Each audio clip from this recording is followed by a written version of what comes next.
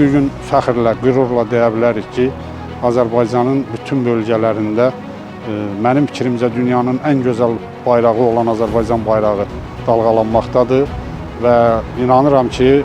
Azərbaycanın bu müstəqilliyi, bu suverenliyi, ərazi bütövlüyü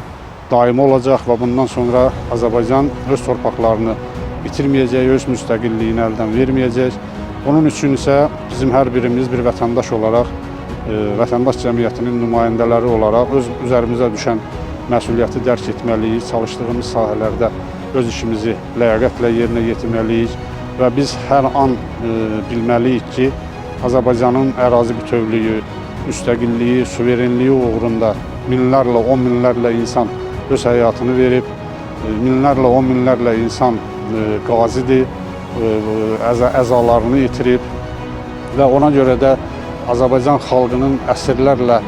arzusu olan müstəqilliyini biz göz bəbəyi kimi qoruyub saxlamalıyıq.